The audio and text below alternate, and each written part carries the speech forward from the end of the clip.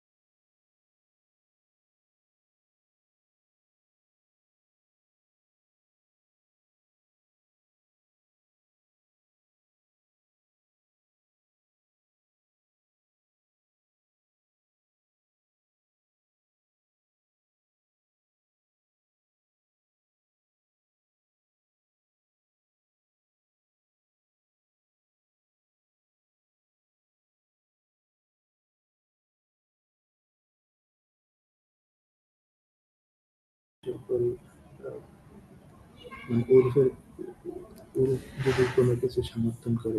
জি, আসসালামু আলাইকুম রহমতুল্লাহ। ওয়ালাইকুম আসসালাম ওয়া রাহমাতুল্লাহি ওয়া বারাকাতুহু। জি, ভালো আছেন আপনারা? আলহামদুলিল্লাহ ভালো আছেন তো? জি জি, আলহামদুলিল্লাহ। তো আহ, আরো যদি আপনারা তাড়াতাড়ি আসেন তাহলে তো আমাদের জন্য সবক শুরু করতে সুবিধা হয়। আশা করব যে সামনে আরেকটু তাড়াতাড়ি আসলে ইনশাআল্লাহ। সহজে শুরু করতে পারবো অল্প সময়। আল্লাহ। আচ্ছা, আজকে আমরা কত নম্বর শের থেকে ওই যে 39 না 49 নাম্বার শের, 49 জি 49 নাম্বার যে শের, আমাদের কিতাব আপ ফতোয়া কেসে দে, এটার 86 নম্বর পৃষ্ঠা। আর আপনাদের মাহমুদিয়া এটার 134 নম্বর পৃষ্ঠা। ঠিক আছে কিনা?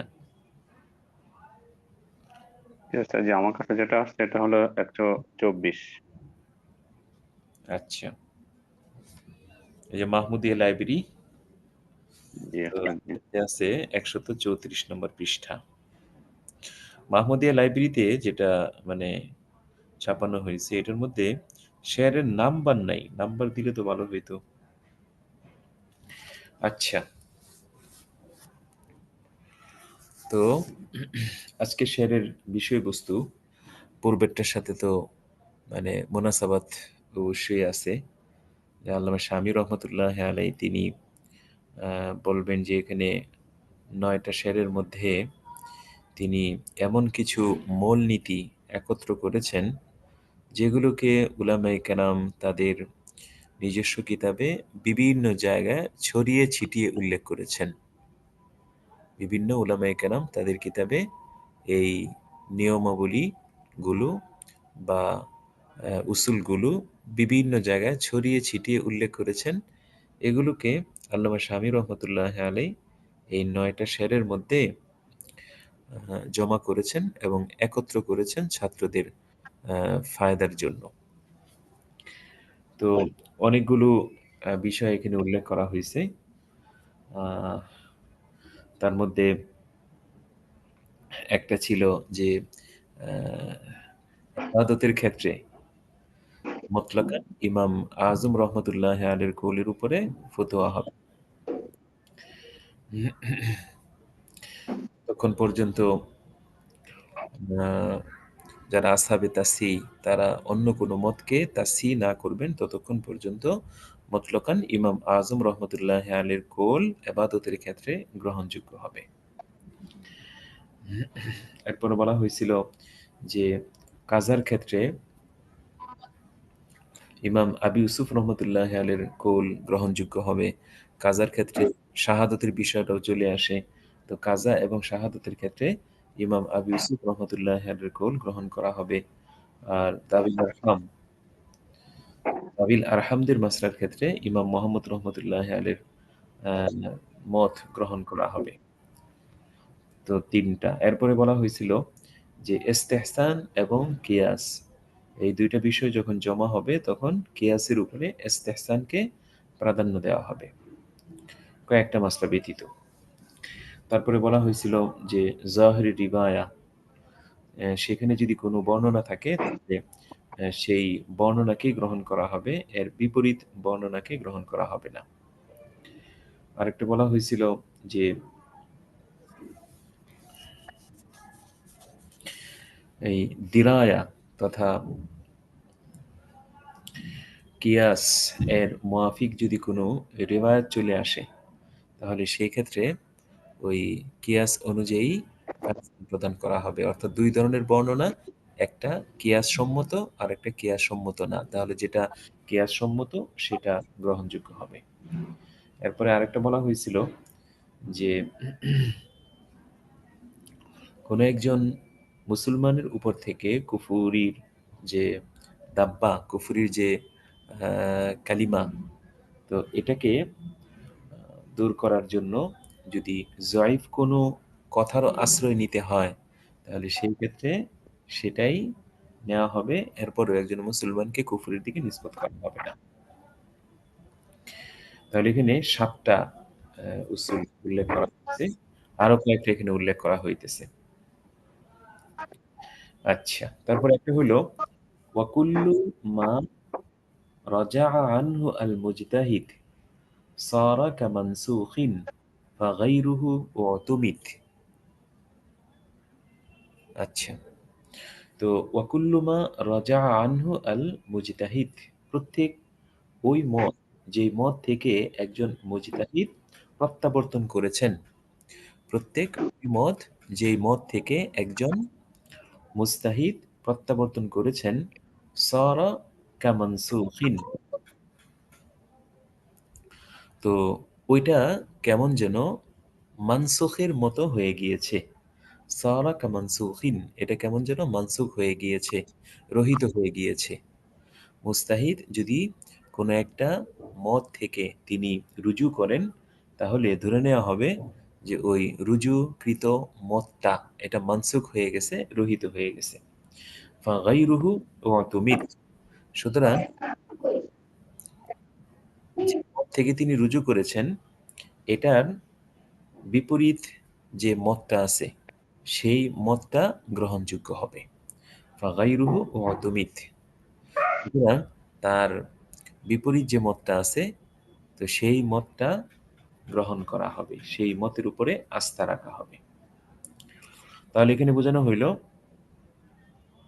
যে কোনো একজন মুস্তাহিদ যদি তার কোনো একটা কৌল থেকে রুজু করেন, তাহলে তার রুজুকৃত মতটি এটি মানসুখ বলে গণ্য হবে, তথা রহিত হয়ে যাবে। সুতরাং তার বিপরীত যে মতটা আছে, বিপরীত যে কৌলটা আছে, সেই কৌলটা গ্রহণযোগ্য হবে। ওয়াকুল্লু কাউলিন ফিল মুতুনি উথবিতা ফাদাকা তারজিহুন লাহু জিন্নান আতা। আরেকটা মূলনীতি বলা হইতেছে ওয়াকুল্লু কাউলিন ফিল মুতুনি উথবিতা,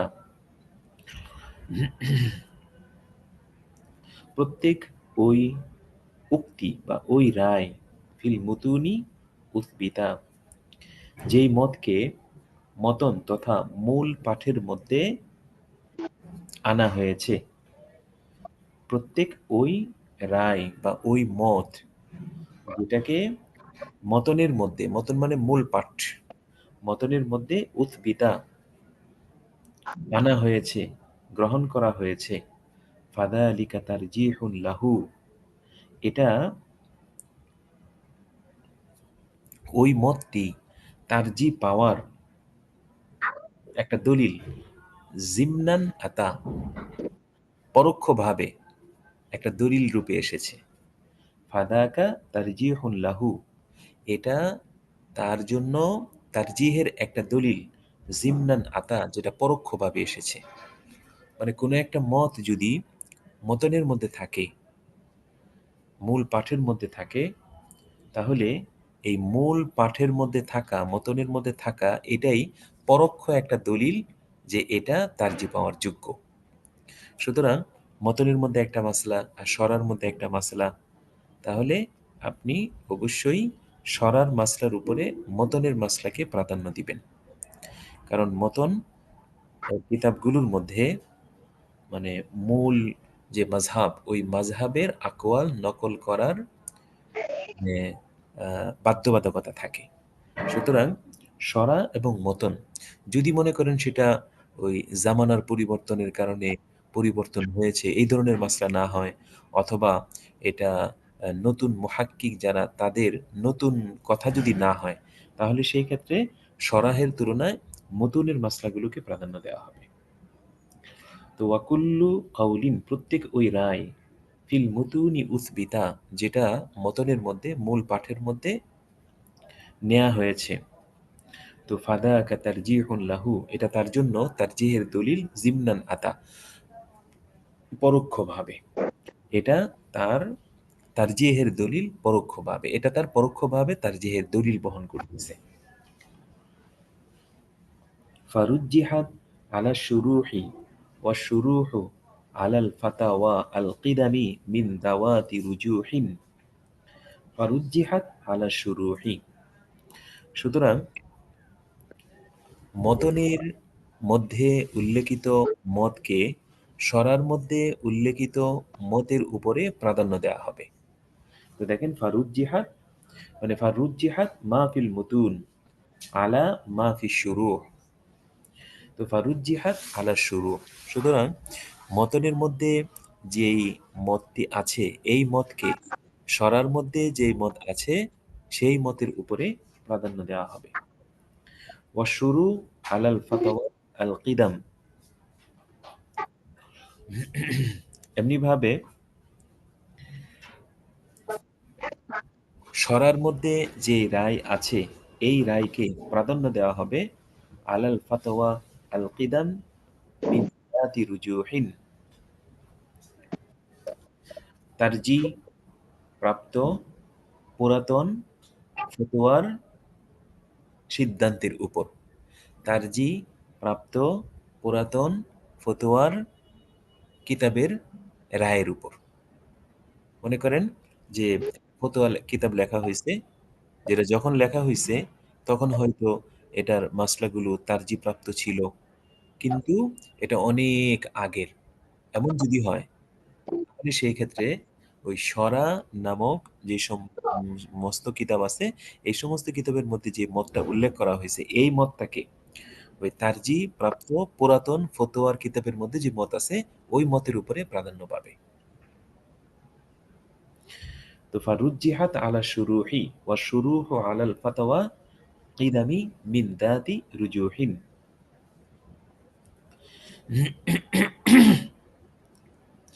তো মতনের মধ্যে যে রায় আছে এটাকে সরার মধ্যে যে রায় আছে এটার উপরে প্রাধান্য দেওয়া হবে, আর সরার মধ্যে যে রায় আছে এটাকে এই প্রাধান্য প্রাপ্ত পুরাতন ফতোয়ার কিতাবের মধ্যে যে রায় আছে সেটার উপরে প্রাধান্য দেওয়া হবে। আরেকটা হইল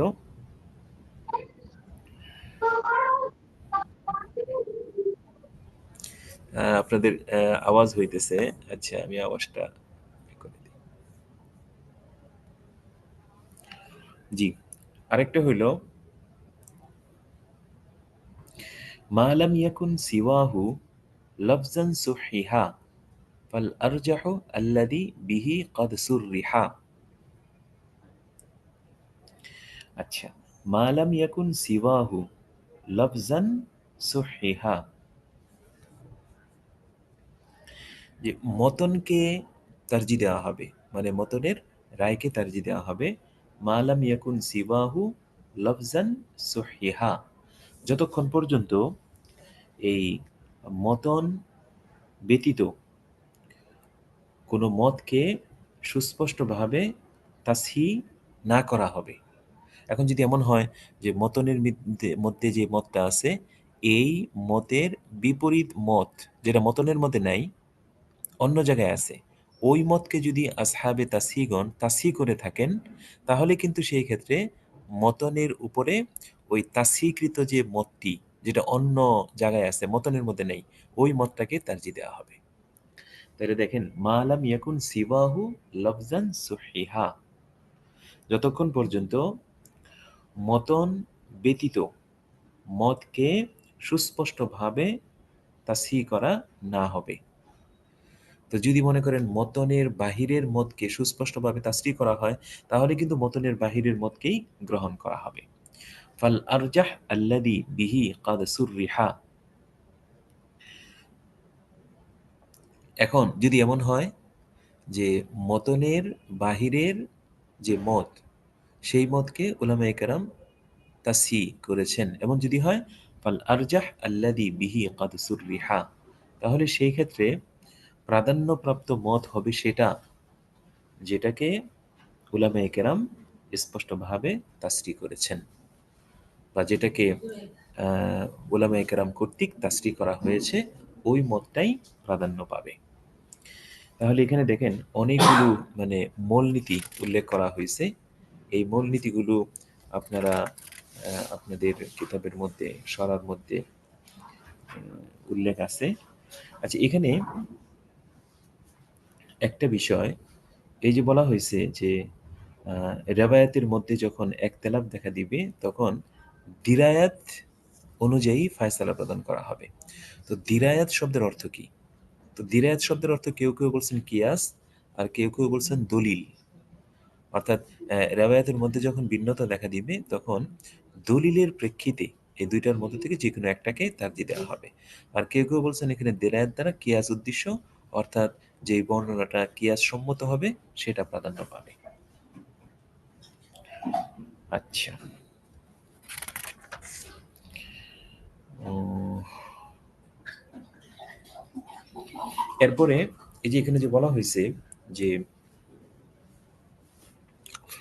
মতনের যে কিতাব, এই কিতাবগুলোর মধ্যে যে মাসআলা থাকবে এটা শরা নামক যে সকল কিতাব আছে এই সমস্ত কিতাবের উপরে প্রাধান্য পাবে। তো এখন উলামায়ে আহনাফের কাছে মতনের কিতাব কোনগুলো, এখানে কয়েকটা কিতাবের নাম উল্লেখ করা হয়েছে। দেখেন, মুতুনে মুআতাবারা, মুতুন তো মানে অনেকগুলোই আছে, কিন্তু মুতুনে মুআতাবারা তথা নির্ভরযোগ্য মতনের কিতাব বলতে আমরা এই কয়টাকে বুঝি। নাম্বার ১ বিদায়াতুল মুবতাদি, নাম্বার ২ মুখতাসারুল কুদুরি, নাম্বার ৩ আল মুখতার, নাম্বার ৪ আন নিকায়া, নাম্বার ৫ আল বিকায়া, নাম্বার ৬ কানজুদ দাকায়েক, নাম্বার ৭ মুলতাকাল আবহুর। আচ্ছা, এগুলো হইল মতনের নির্ভরযোগ্য কিতাব। আর কিছু আছে যেগুলো নির্ভরযোগ্য না। এই বাতিটা জ্বালায় দেন। কিছু আছে নির্ভরযোগ্য না, যেমন এখানে বলা হয়েছে যে এই তানবীরুল আবসার, এমনিভাবে আরো অনেক কিতাবাদির কথা এখানে বলা আছে যেগুলো তেমন মতাবার নয়।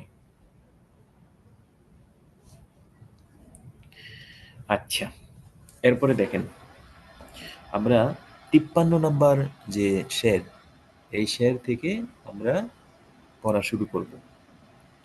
ওয়াসাবিকুল আকওয়াল ফিল খানিয়া ওয়া মুলতাকাল আবহুরি যু মাজিয়া ওয়া ফি সিওয়াহুমা উ'তুমিদা মা আখারু দালিলাহু লিআন্নাহু আল মুহাররার। আচ্ছা, এরপরে আরেকটা কথা বলা হইতেছে, ওয়াসাবিকুল আকওয়াল ফিল খানিয়া ওয়া মুলতাকাল আবহুর। তো কাজী খান এবং মুলতাকাল আবহুর এই দুটি কিতাবের মধ্যে সর্বপ্রথম উল্লেখকৃত যে কৌল, তো ওই কৌলটা যু মাজিয়া, ওই কৌলটা বৈশিষ্ট্যমণ্ডিত। বৈশিষ্ট্যমণ্ডিত মানে ওই কথার উপরে বা ওই রায়ের উপরে ফতোয়া প্রদান করা যায়। তো যু মাজিয়া বৈশিষ্ট্যমণ্ডিত মানে ফতোয়ে খানিয়া এবং মুলতাকাল আবহুর এই দুইটা গ্রন্থের মধ্যে যে আকওয়ালগুলো উল্লেখ করা হয় কোন একটা বিষয়ে, এগুলোর মধ্য থেকে সর্বপ্রথম যে আকওয়ালটা উল্লেখ করা হয় এই আকওয়ালটা এটা বৈশিষ্ট্যমণ্ডিত, অর্থাৎ এটা প্রাধান্য পাওয়ার উপযুক্ত। কেন? কারণ হইল যে এই খানিয়া এবং মুলতাকাল আবহুর এই দুই কিতাবের লেখক তারা তাদের কিতাবের মধ্যে যেই মতটা সবচেয়ে সহি এমন মত উল্লেখ করার বিষয়টাকে নিজেদের উপরে লাজেম করে নিয়েছিলেন। ওনারা ওনাদের এই মতনের মধ্যে এই বিষয়গুলো উল্লেখ করেছেন যে এই বিষয়ে অনেকগুলো মতামত আছে, কিন্তু আমরা এমন দুইটা মত উল্লেখ করলাম যেই দুইটা মত সবচাইতে গ্রহণযোগ্য। আর এই দুইটা মতের মধ্যে সবার আগে সবচাইতে গ্রহণযোগ্য যেটা এটা এটা উল্লেখ করলাম, এরপরে তুলনামূলকভাবে যার মান একটু কম এটা দ্বিতীয় জায়গায় উল্লেখ করলাম, পরে উল্লেখ করলাম। তাহলে এই ফতোয়া খানিয়া এবং মুলতাকাল আবহুর এই দুই ফতোয়ার কিতাবের মধ্যে কোনো একটা বিষয়ে যদি একাধিক মত থাকে, তাহলে সর্বপ্রথম যেই মতটা ওনারা উল্লেখ করেছেন ওই মতটা যু মাজিয়া, এটা বৈশিষ্ট্যমণ্ডিত এবং ওইটা প্রাধান্য পাওয়ার যোগ্য।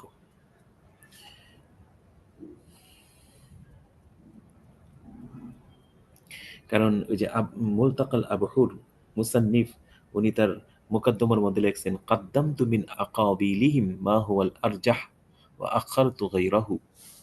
আমি আমার কিতাবের মধ্যে কোনো বিষয়ে যদি দুইটা মত উল্লেখ করে থাকি, তাহলে যেটা সবচেয়েতে গ্রহণযোগ্য সেটাকে আগে উল্লেখ করেছি, আর যেটা গ্রহণযোগ্য না বা তেমন শক্তিশালী না সেটাকে পরে উল্লেখ করেছি।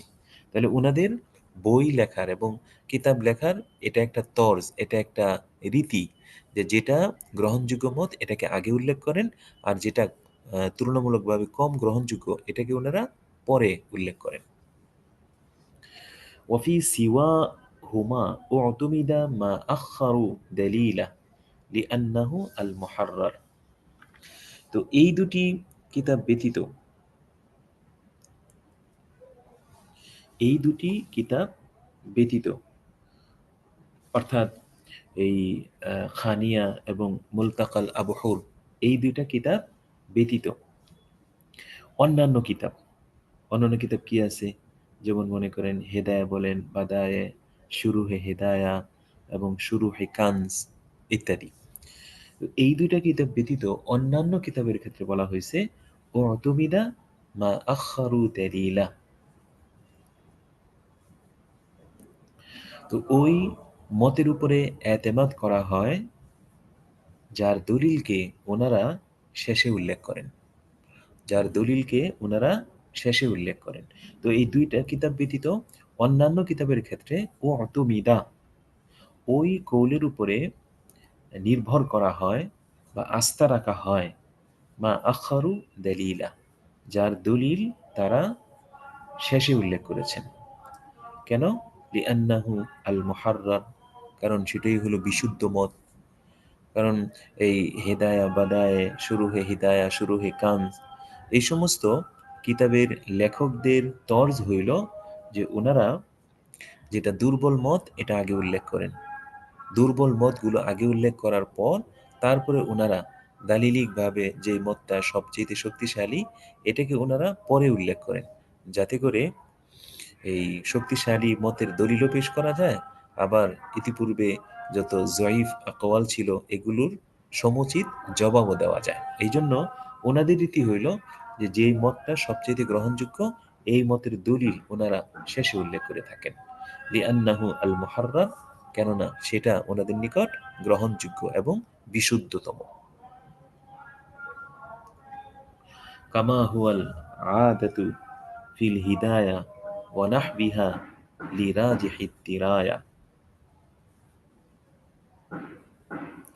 তো কামা হুয়া আল আদাতু ফিল হিদায়া ওয়া নাহবিহা, যেরকম ভাবে হেদায়া এবং এই হেদায়ার মতো অন্যান্য যে সকল কিতাব রয়েছে এই সমস্ত কিতাবের রীতি এমনটাই, এই সমস্ত কিতাবের সাধারণ যে অভ্যাস, এই সাধারণ অভ্যাস এমনটাই।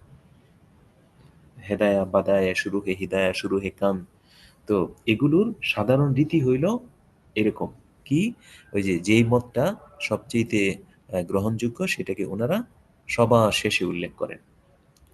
লিরাজিহিদ দিরায়া, ওনারা এরকম করেন কেন?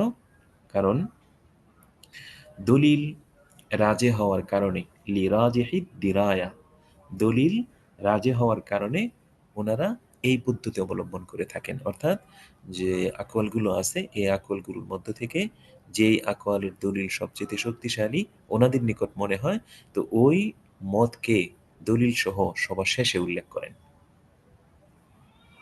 ওয়াকাদা ইদা মা ওয়াহিদান قد عللوا له وتعليل سواه اهملوا। এমনি ভাবে যখন মুসান্নিফিনে কেরাম ওয়াকাদা ইদা মা ওয়াহিদান কাদ আল্লালু লাহু, এমনি ভাবে মুসান্নিফিনে কেরাম যদি এমন রীতি অবলম্বন করেন যে একটা মাসলার ক্ষেত্রে দুই ধরনের কৌল উল্লেখ করেছেন, একটা কৌলের পরে দলিল উল্লেখ করেছেন, আরেকটা কৌলের পরে দলিল উল্লেখ করেন নাই, তাহলে যেই কৌলের পরে দলিল উল্লেখ করেছেন এটা গ্রহণযোগ্য হবে, আর যেই কৌলের পরে দলিল উল্লেখ করেন নাই সেটা অগ্রহণযোগ্য হবে।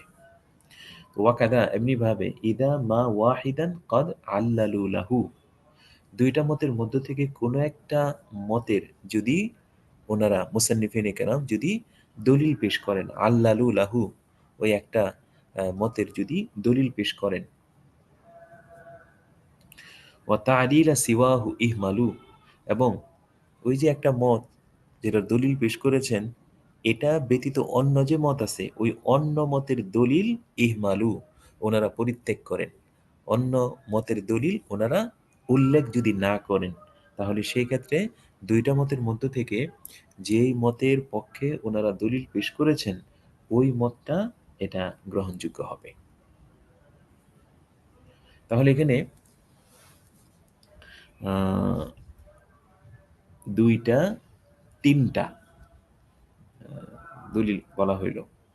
একটা হলো খানিয়া এবং মুলতাকাল আবহুর, এই দুইটা কিতাবের মধ্যে সর্বপ্রথম যে কৌলটা বলা হয় এটার উপরে ফতোয়া হয়।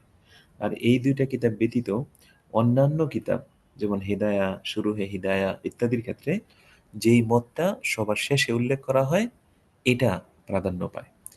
আর আরেকটা সাধারণ রীতি উল্লেখ করা হয়েছে যে মুসান্নিফিনে কেরাম যদি কোনো একটা বিষয়ের ক্ষেত্রে দুইটা মত থাকে, একটার ক্ষেত্রে দলিল পেশ করেছেন আরেকটার ক্ষেত্রে দলিল পেশ করেন নাই, তাহলে যেটার ক্ষেত্রে দলিল পেশ করেছেন এটা গ্রহণযোগ্য হবে।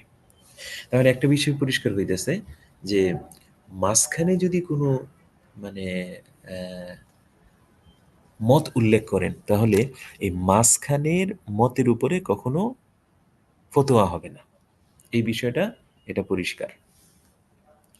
তবে হ্যাঁ, আল্লামা শামী রহমতুল্লাহ আলাইহি বলছেন যে এটা তো কাওয়ায়েদে কুল্লিয়া না, আকসারিয়া। আহ, তবে কোনো কোনো মুসান্নিফ যদি এরকম নিজের উপরে লাজিম করে নেন যে উনি মুফতাবিহি কৌলটাকে মাঝখানে উল্লেখ করবেন এবং সেটাকে দলিল সমৃদ্ধ করবেন, এমন যদি তার রীতি থাকে তাহলে সেই রীতি অনুযায়ী মাঝখানের দলিল গ্রহণযোগ্য হবে বা মাঝখানের মত গ্রহণযোগ্য হবে। কিন্তু এমনি সাধারণত আমাদের পূর্ববর্তী যে সমস্ত ফুকাহে কেরাম ছিলেন ওনাদের হয়তো এরকম ছিল, প্রথমে উল্লেখ করতেন অথবা লাস্টে উল্লেখ করতেন। আচ্ছা,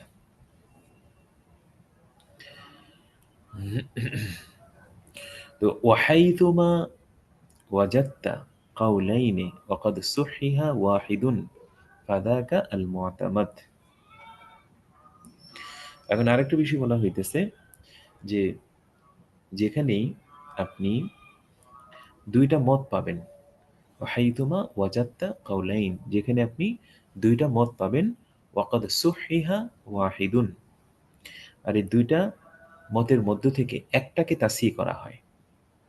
মত উভয়টাই হয়তো সহি, কিন্তু একটার ক্ষেত্রে হয়তো স্পষ্টভাবে সহি উল্লেখ করা আছে আরেকটার মধ্যে নাই, ফাদাকা আল মুতামাদ, তাহলে সেটাই নির্ভরযোগ্য। তাহলে এই দুইটা মত যদি আপনি কোনো একটা কিতাবের মধ্যে পান, তো একটা মতকে তাসিহ করা হয়েছে আরেকটাকে করা হয়নি, তাহলে যেই মতকে তাসিহ করা হয়েছে সেই মতকেই আপনি গ্রহণ করবেন। বিনাহবি দা আল ফতওয়া আলাইহি আল আশবা ওয়াল আজহার আল মুখতার দা ওয়াল আউজাহ, যেমন এইভাবে তাসিহ করা হয়েছে যে আল ফতওয়া আলাইহি, হাদা আল আশবা, হাদা আল আজহার, হাদা আল মুখতার, বা হাদা আল আউজাহ।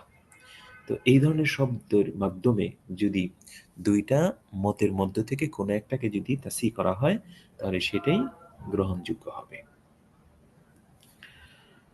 আবিস সহি ওয়াল আসাহ আকাদু মিনহু ওয়াকিলা আকসুহু আল মুআক্কাদ। আচ্ছা, আবিস সহি ওয়াল আসাহ আকাদু মিনহু। আচ্ছা, এখন বলা হইতেছে সহি এবং আসাহ, কোনো একটা বিষয়ের ক্ষেত্রে যদি দুইটা মত থাকে, একটা মতকে যদি সহি বলা হয় আর একটা মতকে যদি আসাহ বলা হয়, তাহলে সহি এর তুলনায় যেই মতের ক্ষেত্রে আসাহ বলা হয়েছে, তো সেই মতটা বেশি গ্রহণযোগ্য হবে এবং গ্রহণের জন্য বেশি তাকিদপূর্ণ হবে। আবিস সহি ওয়াল আসাহ আকাদু মিনহু, সহি এবং আসাহ যদি একসাথে পাওয়া যায় তাহলে সহি এর তুলনায় আসাহ যেটা, এটা বেশি তাকিদপূর্ণ হবে। ওয়াকিল আকসুহু আল মুআক্কাদ, আর কেউ কেউ বলছেন এর বিপরীতটা বেশি তাকিদপূর্ণ হবে। এর বিপরীতটা মানে কি? ওই যে সহি এবং আসাহ, এই দুইটার মধ্যে যেটা সহি, এটা আসাহের তুলনায় বেশি প্রাধান্য পাবে। এটার একটা কারণ কিন্তু এই আদ-দুরুল মুখতারের মোকদ্দমার মধ্যে উল্লেখ করা হয়েছে। কেউ বলতে পারবেন? দেখি আপনাদের মানে আহ, ঘন্টার মধ্যে আপনাদের মন কিরকম থাকে বলেন তো। এই যে সহি এর এবং মধ্যে সহি এবং আসাহ, এর মধ্যে সহি দোনোটার মধ্যে পাওয়া যায়, আর আসাহটা শুধু একটার মধ্যে পাওয়া যায়। হ্যাঁ, মাশাল্লাহ মাশাল্লাহ, অনেক সুন্দর হয়েছে। জি। তো ওয়াকিলা আকসুহু আল মুআক্কাদ, কেউ কেউ বলছেন যে এটার বিপরীতটা বেশি তাকিদপূর্ণ, অর্থাৎ আসাহ এর তুলনায় সহি এটা বেশি তাকিদপূর্ণ। কারণ সহি উভয়টার মধ্যে পাওয়া যায়, কিন্তু আসা শুধুমাত্র একটার মধ্যে পাওয়া যায়, আরেকটার মধ্যে পাওয়া যায় না। কাদা বিহি ইউফতা আলাইহি আল ফাতওয়া ওয়াদানি মিন জামিই তিলকা আকওয়া, এমনি ভাবে তাসি করা হয়েছে এই শব্দের মাধ্যমে যে বিহি ইউফতা অথবা আলাইহি আল ফাতওয়া, এই শব্দের মাধ্যমে তাসি করা হয়েছে ওয়াদানি মিন জামিই তিলকা আকওয়া।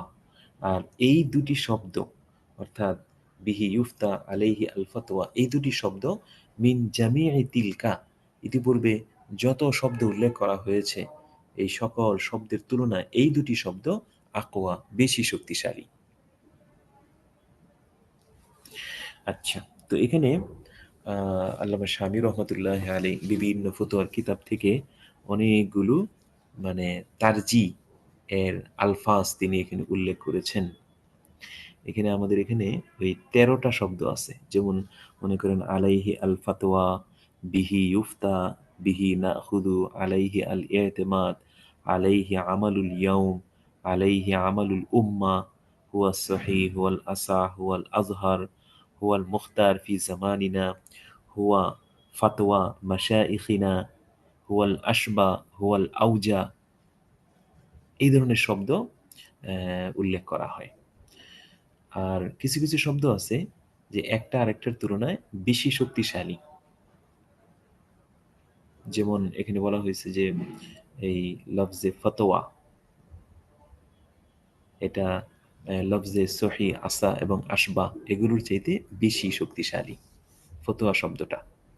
লফজে সহি, আসা এবং আসবা ইত্যাদি তুলনায় বেশি শক্তিশালী। এমনিভাবে লফজ এই বিহি ইউফতা, এই শব্দটা, এটা আল ফাতোয়া আলাইহি এর তুলনায় বেশি শক্তিশালী।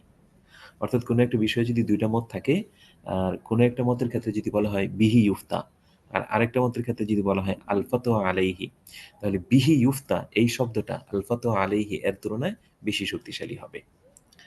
আর আরেকটা হলো যে এই সহি এবং আসাহ, এই দুইটা শব্দ যদি পাওয়া যায় তাহলে সহিয়ার তুলনায় আসাহ শব্দ এটা বেশি শক্তিশালী হবে। তবে কেউ কেউ বিপরীতটা বলছেন, কিন্তু ওইটা কেউ কেউ বলছেন, কিন্তু জমহুরে ফুকাহে কেরাম এটাই বলছেন যে সহি এর তুলনায় আসাহ শব্দ এটা বেশি তাকিদপূর্ণ। এমনিভাবে বলা হয় যে আহওয়াত শব্দ এটা এহতিয়াত শব্দের চাইতে বেশি তাকিদপূর্ণ। কোথাও যদি এরকম থাকে যে এটা আহওয়াত আর এটা এহতিয়াত, তাহলে আহওয়াত যেটা এটা বেশি তাকিদপূর্ণ হবে। আচ্ছা, এরপরে সহি এবং আসা এর মধ্যে কোনটা বেশি শক্তিশালী এটা তো বলাই হইল। আচ্ছা, এরপরে এখানে আল্লামা শামী রহমতুল্লাহ আলী তিনি খুলাসা উল্লেখ করতে গিয়া 7টা জিনিস তিনি তিনি এখানে উল্লেখ করেছেন।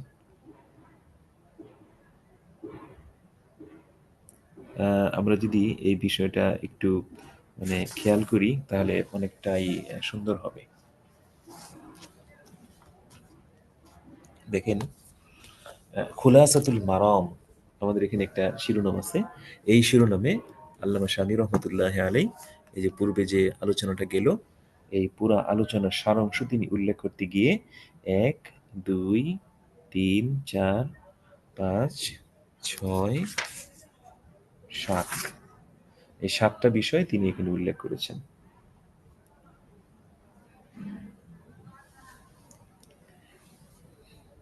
আচ্ছা, তার মধ্যে একটা হলো আপনি দেখেন যে যখন একটা বিষয়ের ক্ষেত্রে ২টা বর্ণনা পাওয়া যায় এবং প্রত্যেকটাকেই সহিহ শব্দ দ্বারা তাসহিহ করা হয়। যেমন একটার ক্ষেত্রে বলা হয়েছে as-সহিহ অথবা হুয়াল আসাহ অথবা বিহি ইউফতা, এই ধরনের শব্দ যদি বলা হয়, তো সহিহ এবং আসাহ এর মধ্যে যেহেতু আসাহ শব্দটা বেশি মানে তাকিদপূর্ণ, এই জন্য এই দুইটার মধ্য থেকে আসাহ এবং বিহি ইউফতা এই দুইটা শব্দ যদি কোনো একটা বিষয়ের ক্ষেত্রে দুইটা মতের ক্ষেত্রে যদি উল্লেখ করা হয়, একটার ক্ষেত্রে বলা হয়েছে আসাহ আর একটার ক্ষেত্রে বলা হয়েছে বিহি ইউফতা, তাহলে সেই ক্ষেত্রে মুফতি সাহেব এই দুইটা মতের মধ্য থেকে যে কোনো একটা মতকে গ্রহণ করতে পারেন। এখানে ওই সহি শব্দটাকে উল্লেখ করা হয়েছে, অথচ আমরা আগে তো পড়ে আসলাম যে সহি এবং আসার শব্দ যদি একসাথে হয় তাহলে আসার শব্দটা বেশি তাকিদপূর্ণ। সুতরাং এখান থেকে আমরা দুইটা শব্দ নিই, একটা হলো আসার আর একটা হলো বিহি ইউফতা। এই দুইটা শব্দ যদি দুইটা মতের ক্ষেত্রে পাওয়া যায় তাহলে মুফতি সাহেব এই দুইটার মধ্য থেকে যে কোনো একটা মত গ্রহণ করতে পারে। এটা হলো একটা। আচ্ছা, আরেকটা হইলো যে বিভিন্ন মতকে তাসি করা হয়েছে।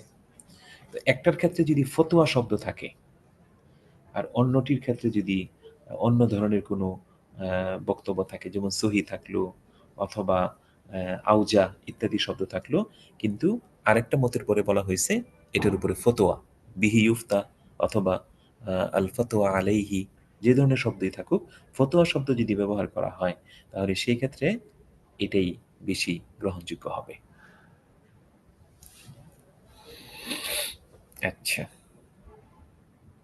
আরেকটা বলা হয়েছে যে যদি এরকম হয় যে দুইটা কৌলের মধ্যে উভয়টার ক্ষেত্রেই ফতোয়া শব্দ ব্যবহার করা হয়েছে, তাহলে দেখতে হবে কোনটার ক্ষেত্রে কালিমায়ে হাসর এটা উল্লেখ আছে, অর্থাৎ যে সীমাবদ্ধতা মানে এটার উপরই ফতোয়া, এরকম কালিমায়ে হাসর কোনটার সাথে আছে। যেমন বিহি ইউফতা আলাইহি আল ফতোয়া, দেখেন একটা হলো ইউফতা বিহি আর একটা হলো বিহি ইউফতা, দুটোর মধ্যে কিন্তু পার্থক্য আছে। ইউফতা বিহি মানে এই মতের উপরে ফতোয়া দেওয়া যায়, আর বিহি ইউফতা এই মতের উপরই ফতোয়া দিতে হবে।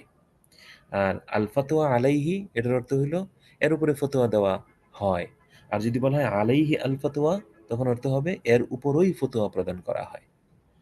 তাহলে এই যে মনে করেন সেলা এটা যদি আগে চলে আসে তাহলে এটা কিন্তু কালিমে হসর, এটা আসসালামু আলাইকুম, আপনি একটু একটু একটু পরে ফোন করেন, একটু পরে ফোন করেন, হ্যাঁ 10 মিনিট। জি, তাহলে এক্ষেত্রে ওই যে কালিমায়ে হসর যে শব্দের সাথে থাকবে তো ওই শব্দের উপরে আমল করা হবে। এমনিভাবে ওই যে যেই শব্দের ক্ষেত্রে বলা হয় যে আলাইহি আমালুল উম্মাহ, আমালুল উম্মাতি আলাইহি আর আলাইহি আমালুল উম্মাহ, তো কালিমায়ে হসর অর্থাৎ সেলাকে মুকদ্দম করা হয়েছে। সাধারণত মানে সেলা মুআক্খার হিসেবে উল্লেখ করা হয়, পরে আনা হয়, কিন্তু এটাকে যদি আগে আনা হয় তাহলে এটা কালিমায়ে হসর। যেরকমভাবে আপনারা সূরা ফাতিহার মধ্যে ইয়্যাকা না'বুদু, যদি আমরা বলি যে না'বুদু ইয়্যাকা, এটার অর্থ হবে যে আমরা আপনার ইবাদত করি। আর এখানে বলা হয়েছে ইয়্যাকা না'বুদু মানে আমরা আপনারই ইবাদত করি, আর কারো ইবাদত করি না। তো ইয়াকা এটা তো নাবুদুর মাফউল, তো মাফউল তো সাধারণত ফেইলের পরে আসে, কিন্তু এখানে আগে উল্লেখ করা হয়েছে, এটা হসরের ফায়দা দেয় যে আপনারই ইবাদত করি। তো এখানেও এরকম যদি বলা হয় আমালুল উম্মাতি আলাইহি আর আলাইহি আমালুল উম্মাহ, তাহলে এটার মানে অগ্রাধিকার হবে। আচ্ছা, এখানে আরো বিষয়গুলো আছে, এগুলো পরে আপনারা যেহেতু বাংলা কিতাব আপনাদের কাছে আছে, এই বিষয়টা আপনারা এটা দেখে নেবেন। আচ্ছা, এরপরে দেখেন ওয়াইন তাজিদ তাসহিহা কাউলাইনে ওয়ারাদ ফাখতার লিমা শি'তা ফাকুল্লুন মু'তামাদ। এখন বলা হইতেছে যে ওয়াইন তাজিদ তাসহিহা কাউলাইনে ওয়ারাদ, আপনি যদি এমন দুইটা কৌল পান যে উভয় মতকেই তাসহিহ করা হয়েছে, ওয়াইন তাজিদ তাসহিহা কাউলাইন ওয়ারাদা, যে আপনি যদি এমন দুইটা কৌল পান যেই দুইটা কৌলের ক্ষেত্রে তাসহিহ ওয়ারেদ হয়েছে, তাসহিহ পাওয়া গিয়েছে, অর্থাৎ উভয়ের ক্ষেত্রে বলা হয়েছে যে সহি সহি অথবা আসাহ আসাহ, এরকম উভয় মতের ক্ষেত্রে বলা হয়েছে, তাহলে ফাখতার লিমা শি'তা, তাহলে এই দুইটার মধ্য থেকে আপনি যেটা ইচ্ছা সেটাই গ্রহণ করতে পারেন। ফাকুল্লুন মু'তামাদুন, কারণ উভয়টি কাবিলে এতেমাদ এবং উভয়টি নির্ভরযোগ্য মতামত। ইল্লা ইদা কানা সহিহান ওয়া আসাহ আও কিলা যা ইউফতা বিহি ফাকাদ রুজ্জিহা, কিন্তু যখন এই দুইটা, একটা সহি হবে এবং আরেকটা আসাহ হবে, অথবা একটার ক্ষেত্রে বলা হবে যে ইউফতা বিহি, এরকম যদি বলা হয় তাহলে দুইটা মতের মধ্যে একটা হলো সহি আরেকটা হলো আসাহ, অথবা কোনো একটার ক্ষেত্রে এরকম বলা হইল যে ইউফতা বিহি বা দা ইউফতা বিহি, এর উপরে ফতোয়া প্রদান করা হয়, এর উপরে ফতোয়া প্রদান করা হয়, এরকম যদি বলা হয় তো ফাকাদ রুজ্জিহা, তাহলে নিশ্চিতভাবে ওই মতকেই তারজি দেওয়া হবে। তাহলে একটা হলো সহি আর একটা হলো আসাহ, তাহলে আসাহটাকে প্রাধান্য দেওয়া হবে। আরেকটা হইল যে একটার ক্ষেত্রে সহি বলা হয়েছে বা আসাহ বলা হয়েছে, আরেকটার ক্ষেত্রে ইউফতা বিহি বলা হয়েছে, তাহলে ইউফতা বিহি যে মতের ক্ষেত্রে বলা হয়েছে ওই মতকেই প্রাধান্য দেওয়া হবে। আও কানা ফিল মুতুনি আও কাওলাল ইমামি আও জাহিরাল মারবিয়ি আও জুল্লুল ইজাম। আরেকটা হইল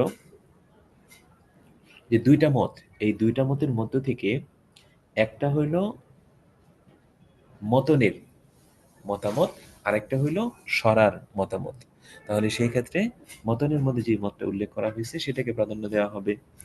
আও কাউলাল ইমামি, অথবা এই দুইটা মতের মধ্য থেকে একটা হলো ইমাম আবু হানিফা রাহমাতুল্লাহি আলাইহির মত, আরেকটা হলো তার ছাত্রদের মত, তাহলে ইমাম আবু হানিফা রাহমাতুল্লাহি আলাইহির মতকে প্রাধান্য দেওয়া হবে। আও জাহিরুল মারউয়ি, অথবা দুইটা মতের মধ্য থেকে একটা জাহিরি রিবায়া আর একটা জাহিরি রিবায়া না, তাহলে যেটা জাহিরি রিবায়ার সেটাকে প্রাধান্য দেওয়া হবে। আও জুল্লুল ইজাম ক্বালা বিহি আও কানা আল ইস্তিহসানা আও জাদা লিল আওকাফি নাফআন বানা, অথবা জুল্লুল ইজাম, জুল্লুল ইজাম শব্দের অর্থ হইল যে সকল বড় বড় উলামায়ে কেরাম, ও জুল্লুল ইজাম সকল বড় বড় উলামায়ে কেরাম ক্বালা বিহি এই সম্পর্কে বলেছেন, অর্থাৎ দুইটা মতের মধ্য থেকে একটা মত অধিকাংশ উলামায়ে কেরাম বলেছেন, যেটাকে আমরা জমহুরি উলামায়ে কেরাম বলি, সংখ্যাগরিষ্ঠ উলামায়ে কেরাম বলি।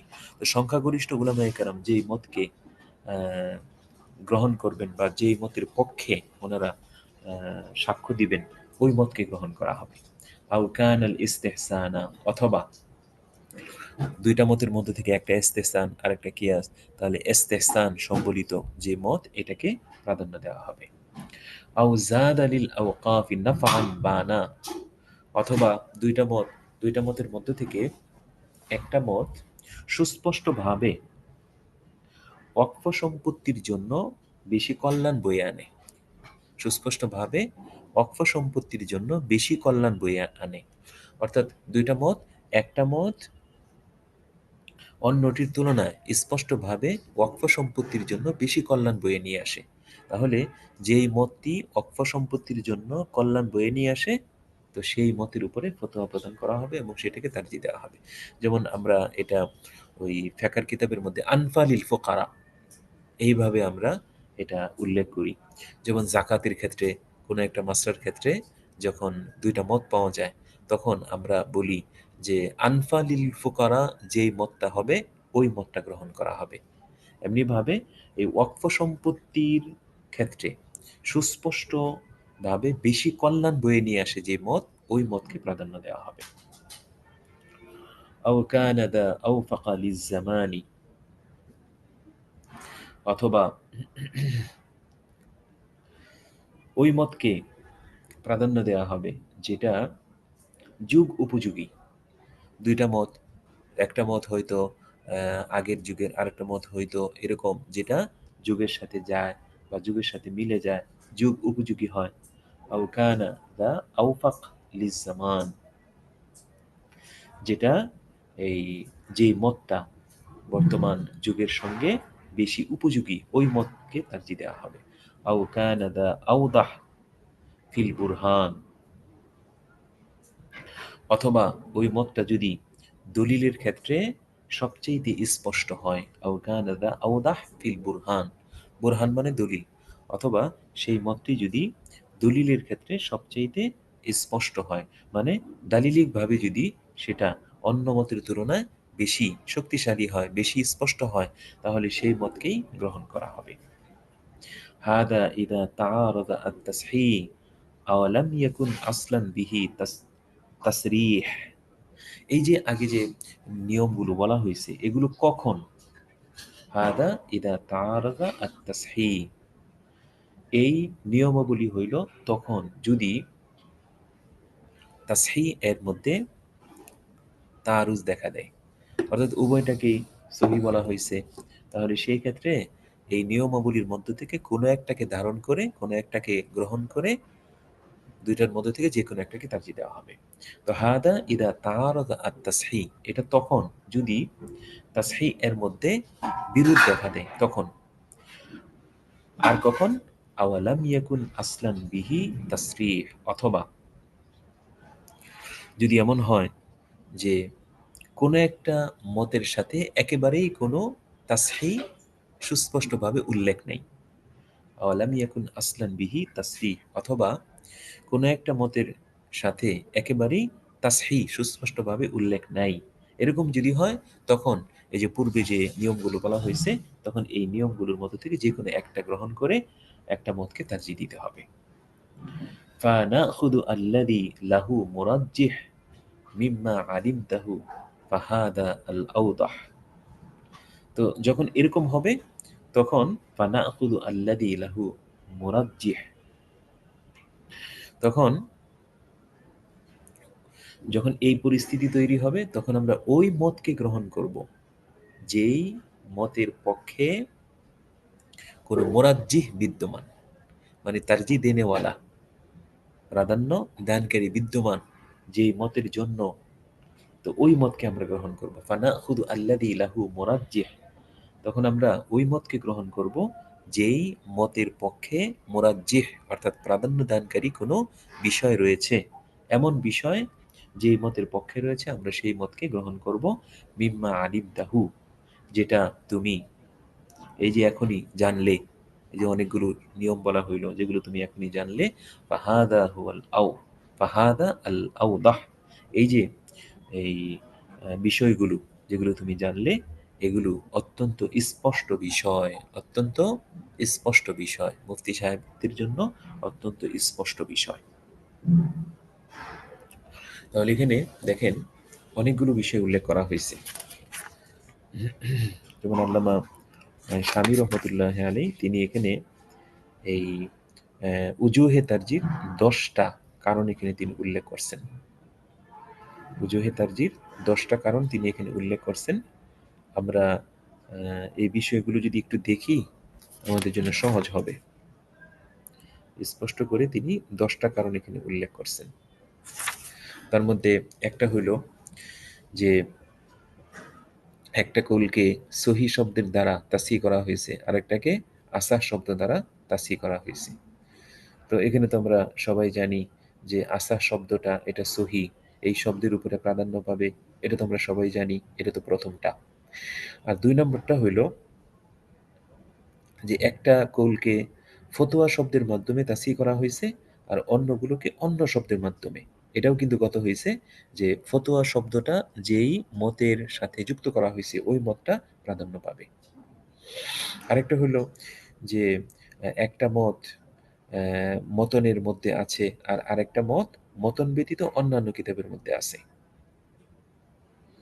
তাহলে সেই ক্ষেত্রে যদি ওই মতনের যে মতটা এটার বিপরীত মতকে যদি উলামায়ে কেরাম তাসিহ না করে থাকেন তাহলে সেই ক্ষেত্রে মতনের মধ্যে যে আবারতটা আছে বা যে মতটা আছে সেই মতটা গ্রহণ করা হবে।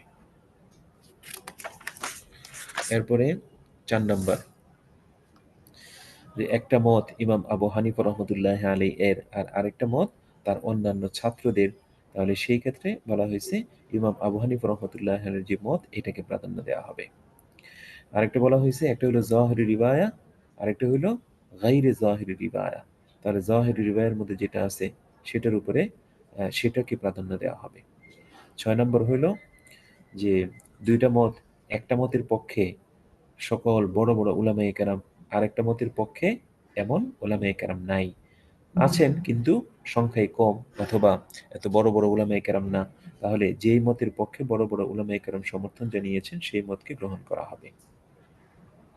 ৭ নম্বর হইল ইস্তেহসান, একটা হলো ইস্তেহসান সম্মত আরেকটা কিয়াস সম্মত, তাহলে যেটা ইস্তেহসান সম্মত সেটাকে গ্রহণ করা হবে। ৮ নম্বর হইল যে ওয়াকফ সম্পত্তির ক্ষেত্রে দেখতে হবে কোন মতটা বেশি উপকারী। তো দুইটা মতের মধ্যে থেকে যে মতটা বেশি উপকারী হবে ওয়াকফ সম্পত্তির ক্ষেত্রে ওইটাকে গ্রহণ করা হবে। আর আরেকটা হইল যে অনেক মাসলা এরকম থাকে যেগুলো উরুফ নির্ভর।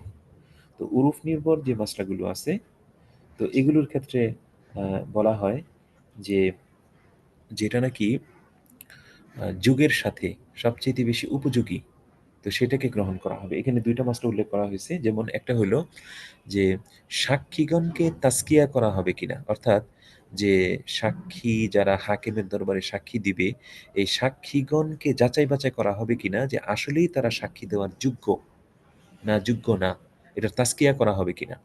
তো এই ব্যাপারে ইমাম আবু হানিফা রহমতুল্লাহ আলাইহি বলছেন যে তাজকিয়া করার দরকার নেই, কারণ মুসলমান এবং মুমিন বান্দা সে কখনো মিথ্যা বলতে পারে না।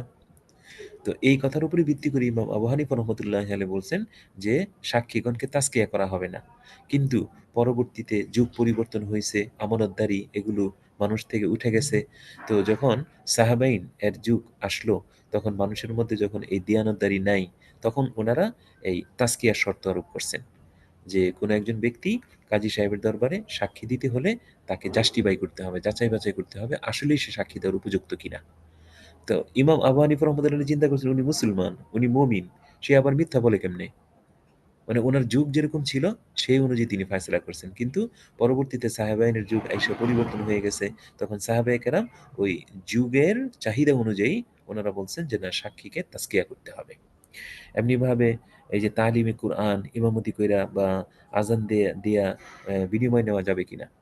তো এটা ইমাম আবু হানিফা রহমতুল্লাহ আলাইহি থেকে বর্ণিত আছে যে এটা যাবে না। কেন? কারণ তৎকালীন সময়ে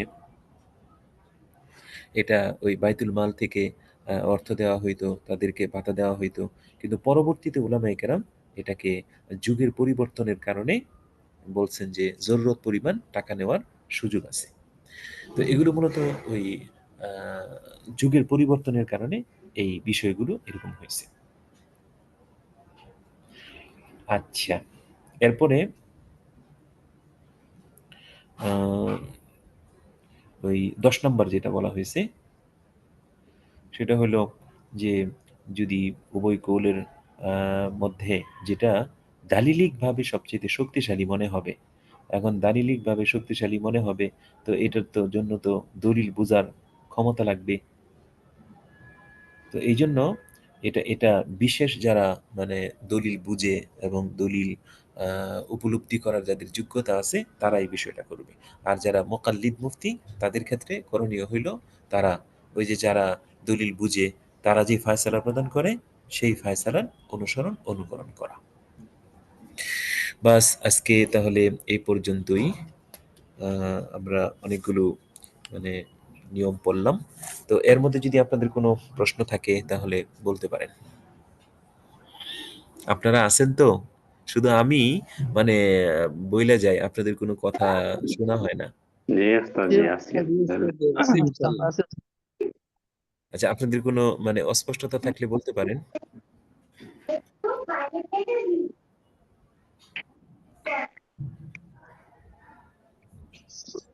জি, আমি কিন্তু অধীর আগ্রহ নিয়ে বসে থাকি আপনাদের কোনো একটা প্রশ্ন বা কোনো একটা বিষয় জানার জন্য। আসসালামু আলাইকুম রহমতুল্লাহ। জি, ওয়ালাইকুম আসসালাম। বলেন। আচ্ছা ওস্তাদ জি, আমার দর্শির বাহিরে একটা প্রশ্ন। জি, আমি যে মহল্লা আছি এই মহল্লার কবরস্থানে এক পীর সাহেবের মুরিদকে দাফন করা হয়েছে। হওয়ার পরে দাফনের 1 সপ্তাহ পরে মনে হয় ওনার ভক্তরা কিছু টাকা দিয়ে গেছে কবরের উপরে। এই টাকাটা কি করা উচিত, বা টাকা দেওয়া কতটুকু কি যুক্তিসঙ্গত? এটা তো মনে করেন যারা মূর্খ তাদের হুম, কাজ। জি, কবরের উপরে টাকা দিলে আর কি হবে? জি, তো এটার মাসলা আহ, হইলো, এই যে মানুষে অনেক সময় মুরগি ছাইড়া দেয় না? জি, গরু ছাইড়া দেয়, ওই যে বলে বিধানের মুরগি, বিধানের ছাগল এরকম বলে না? জি, তো এটা হুকুমের জি, মধ্যে। তো টাকাটা যারা রাইখা গেছে যদি সম্ভব জি। হয় তাহলে তাদেরকে দিয়ে দেওয়া। আর যদি তাদেরকে না পাওয়া যায় তাহলে সেই ক্ষেত্রে যাদের টাকা, তো ওদের রুহে সওয়াব পৌঁছানোর নিয়তে আপনি এগুলো গরিব দুঃখীদেরকে দান করে দিবেন। এটা কি মসজিদে দেওয়া যাবে? আ না, মসজিদে দেওয়া যাবে না। এগুলোর তো মালিক জানা আছে। তো মালিকের কাছে পৌঁছানোর চেষ্টা করবে অথবা তার আত্মীয়-স্বজনকে দেওয়ার চেষ্টা করবে মানে যদি কে দিয়ে গেছে এটা কেউ বলতে পারে হ্যাঁ, না। জানা নাই। তাহলে আপনি এটা যে ওই গরিব দুঃখী যারা আছে তাদেরকে দিয়ে দিবেন। আহ, জি, জাযাকাল্লাহ। আসসালামু আলাইকুম রিউস্তাদ জি। জি, জি। বলেন। নুরুল হক সাহেব। জি, একটা প্রশ্ন উস্তাদ জি, যে হুম। একজন মহিলার স্বামী ওসিয়ত করে গেছিল হজ করার জন্য। এখন স্বামী মারা গেছে, মহিলা চাইতেছে মহিলা নিজে বদলি হজটা করতে পারবে। কে ওসিয়ত করে গেছে? ওনার স্বামী। হ্যাঁ, কি ওসিয়ত করছে যে আমার পক্ষ থেকে তুমি হজ করবা এই? জি ভাই। হ্যাঁ। আচ্ছা, সে কি এই হজ সমপরিমাণ টাকা রেখে গেছে? হজ সমপরিমাণ টাকা রেখে যায় নাই, সে তো মূর্খ। সে হ্যাঁ, এখন মানে জিনিসই হলো এই সে আমাদের সমাজে জি। যদি সে শুধু ওসিয়ত করে যায় কিন্তু তার ওই পরিমাণ টাকা যদি সে রেখে না যায়, তাহলে এই ধরনের ওসিয়ত পুরা করাই আবশ্যক না। তবে যদি তার সন্তান-সন্ততি, আত্মীয়স্বজন যদি নিজেদের পক্ষ থেকে উদ্যোগী হয়ে করতে চায় সেটা ভিন্ন জিনিস। কিন্তু এছাড়া এই অ্যা হজ তার পক্ষ থেকে করা এটা আবশ্যক না। হ্যাঁ, যদি সে ওসিয়ত করে যাইত এবং টাকা রাইখা যাইত তখন সেটা ভিন্ন জিনিস ছিল। উস্তাদ জি, তার ছেলে মেয়ে নাই, সে জি। নিঃসন্তান। মানে তার ওই স্ত্রীরে কিছু জায়গা দিছে, এছাড়া বাকি যে জায়গা রইছে স্ত্রী বলছে কি যে এখন ওসিয়তটা কি পুরা করতে পারবো মজুরিটা বিক্রি কইরা। এখন তার কি ভাইটাই ওনার নাই? বাইরে কিছু দিলাইছে উস্তাদজি, জায়গা আগে ওই কিছু জীবিত কিছু কিছু থাকতে। কিছু দিলে হবে না তো। এখন তার পরিত্যক্ত সম্পত্তির মধ্যে তার ভাইদের হক আছে। তাদেরকে আগে বুঝাইয়া দিলাইছে উস্তাদজি। বুঝায়া যদি ওই সম্পত্তি ওইভাবে যদি মিরাস হিসেবে দিয়া থাকে তাহলে তো সেটা ভিন্ন। তো এরপরে যদি মনে করেন তার সম্পত্তি থাকে, তাহলে সে সম্পত্তি স্ত্রী পাবে এবং তার যে অন্যান্য ওয়ারিসরা যদি থাকে তাহলে তো পাবে। এরপরেও যদি সম্পত্তি থাকে, হ্যাঁ? তো জি। এরপরেও যদি হজ পরিমাণ সম্পত্তি থাকে, তাহলে তো সে টাকা রাইখাই গেল হজ সমপরিমাণ। তাহলে সেই ক্ষেত্রে বদলি হজ করাতে হবে। তার স্ত্রী কি পারবেন উস্তাদজি? মানে স্ত্রী পারলে তো পারবে, মহিলাও পারবে, কিন্তু পুরুষের বদলি হজ মহিলা এটা তেমন একটা সুন্দর না, কারণ অনেক বিষয়ই তো আছে যেগুলো মহিলারা পুরুষের ক্ষেত্রে পারে না। জি তবে উস্তাদজি, এই জন্য ওটা হয়ে যাবে, বুঝতে জি হয়ে যাবে, কিন্তু এটা উত্তম না। তাছাড়া মহিলা তো সে একা পারবে না, তার মাহরাম লাগবে। জি উস্তাদজি, এটার জন্যই তো বলছি এখন পারবে কিনা। মাহরম তো নিতে পারবে না, এই টাকা মাহরাম পয়সা তো নিতে, নাই। হ্যাঁ, এখন যদি এমন হয় যে মাহরাম সে নিজের টাকা দিয়ে করতেছে, তার সঙ্গে সে যাইতেছে, তাহলে তো কোনো অসুবিধা নেই। জি জি উস্তাদজি, আসসালামু আলাইকুম। ওয়ালাইকুম আসসালাম। জি, তাহলে আমরা আজকে এই পর্যন্তই। জি উস্তাদজি, আসসালামু আলাইকুম ওয়া দরখাস্ত। রাহমাতুল্লাহি আসসালামু ওয়া আলাইকুম।